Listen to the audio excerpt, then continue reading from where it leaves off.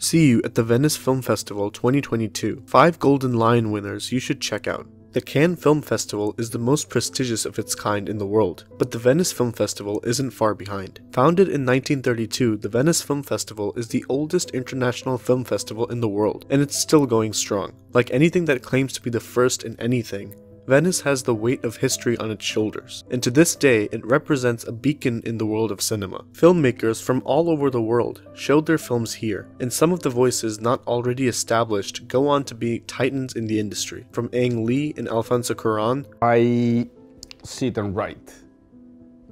It is a longer process of a lot of research. To Agnès Varda. Much like Cannes, Venice has a top award, only instead of Palme d'Or, it's the Golden Lion, one of the highest honors a film can earn. Many films took home the Golden Lion over the years, and a few of them would even go on to win the Academy Award for Best Picture, such as Chloe Zhao's Nomadland being the latest to win both. And the Oscar goes to Nomadland.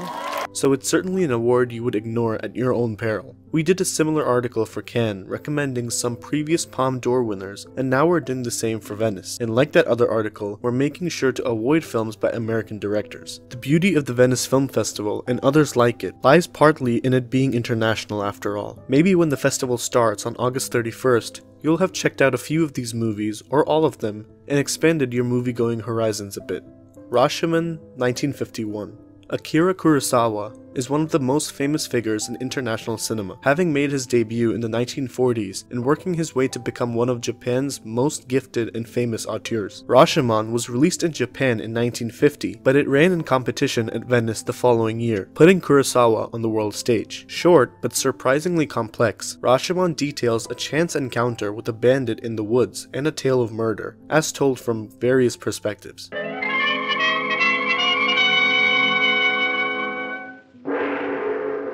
Just as important as Kurosawa winning the Golden Lion was audiences from around the world being introduced to legendary Japanese actor Toshiro Mifune, who had previously worked with Kurosawa on a few features and who would come to define most of Kurosawa's output in the 50s and 60s. Mifune plays the bandit, the man accused of committing murder, and he gives only one of several testimonies as to what really happened on that fateful day. Don't let its short runtime and simple premise fool you. Rashomon is a deeply human work of cinema, not only exploring the ways in which people lie to each other, but the ways in which these same people can perform feats of heroism. While it may not be his best film, and it's certainly not his most grandiose, being quite the opposite of grandiose really, Rashomon still stands as undoubtedly the best entry point for getting into Kurosawa.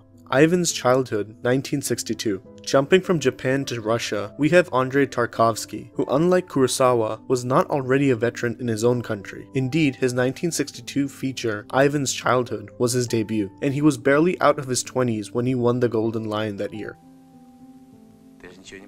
Ivan's Childhood, if viewed with hindsight, can strike one as an outlier in Tarkovsky's filmography, not only being the shortest of his features, but being by far the least philosophical. The film is pretty conventionally structured by Tarkovsky's standards, being a war film and a coming-of-age story about a child soldier working for the Soviets during World War II. The real strength of Ivan's Childhood comes not in its storytelling, but in Tarkovsky's already immense talent as a visual poet, his images of night and fog in wartime being deeply evocative. What Tarkovsky's debut lacks in complexity, it makes up for in an emotional intensity rarely seen in the director's future projects, resulting in one of the best war movies of its era. Whereas other Golden Lion winners showed directors at the height of their powers, Ivan's Childhood shows the promising start of someone who would go on to do bigger and even better things, which is not to say it isn't worth watching. Au revoir, les enfants, 1987. When you think of the great French directors, you probably think of Jean-Luc Godard, Agnès Varda. I couldn't believe what I found, but almost All the films I love are here. and Francois Truffaut. All good choices, but I really think Louis Malle ought to be a part of that conversation. Malle didn't make perfect movies like his contemporaries, but his movies are often earnest, inventive, kinetic, and possessing a disarming maturity not too often found in films by his contemporaries. He's also evidently more open to working outside his comfort zone. We live in this dream world because we do so many things every day that affect us in ways that somehow we're just not aware of. With a good portion of his filmography being American productions. One of the few directors to win the Golden Lion more than once, Malle already had one under his belt with his 1980 American film, Atlantic City. It will change every idea you ever had about winning. a darn fine movie in its own right, but we're going with his 1987 French masterpiece, Au revoir les enfants. Like Ivan's childhood, Au revoir les enfants is a World War II narrative, but unlike any you've seen before, being set at a boarding school in Nazi-occupied France. The film is deeply autobiographical, with Malle reflecting on his own childhood and having lived through Nazi occupation, even witnessing hidden Jewish students at his school being rounded up and sent to concentration camps. Don't let the calmness of its drama fool you. Au revoir les enfants is a devastating portrait of childhood trauma, and it represents Malle at his most personal as well as his best. Brokeback Mountain, 2005. Ang Lee was one of the bright up-and-coming Taiwanese directors of the 90s. We're making a very special movie. Are you ready? Yeah! Already winning the Golden Bear at the Berlin Film Festival twice, and he was expected to win the Oscar for Best Director for Crouching Tiger, Hidden Dragon. After the incredibly divisive reception of Hulk in 2003, Lee returned with the film that would earn him his first Golden Lion and his first Oscar for Best Director, 2005's Brokeback Mountain. And the Oscar goes to Ang Lee for Brokeback Mountain.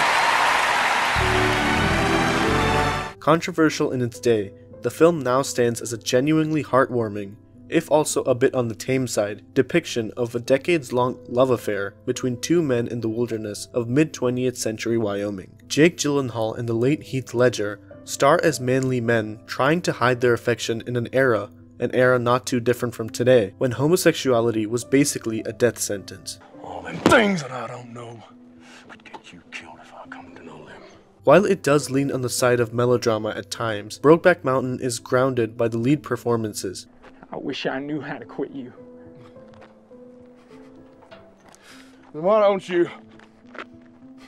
And perhaps most importantly, by Lee's steady hand as a director. His attempt at a superhero movie, Hulk, was criticized harshly for its glacial pacing, but that same lethargy works well with Brokeback Mountain. Lee would go on to win a second Golden Lion only 2 years later with his Taiwanese production Lust, Caution, which sadly I have not yet seen. It could be another strong recommendation. Roma, 2018. One of the most recent winners and perhaps the subject of the biggest Oscar upset in the past few years has to be Alfonso Cuarón's Roma. As you may recall, Roma was one of the biggest art house films to see a Netflix release in the States, and it was also Cuarón's return to filmmaking in his native Mexico, after working in Hollywood for nearly 20 years. Roma is a humanistic and deeply sad film, a sort of coming-of-age story that reflects Cuarón's life in the 70s, being his most challenging and mature work to date. Cuarón not only directed Roma, but acted as a director of photography, ultimately winning Oscars for Best Director and Best Cinematography as a result. Roma stands out as one of the most important releases in recent years from an industry standpoint, being one of Netflix's strongest efforts to make its name in the art house circuit, as well as helping open the door for non-English films to win big at the Oscars. A door that would be blown straight off its hinges with Parasite the following year. Shot in gorgeous black and white and exhibiting all the signs of someone who has mastered his craft, Roma is a movie you should do yourself the favor of watching if you haven't already.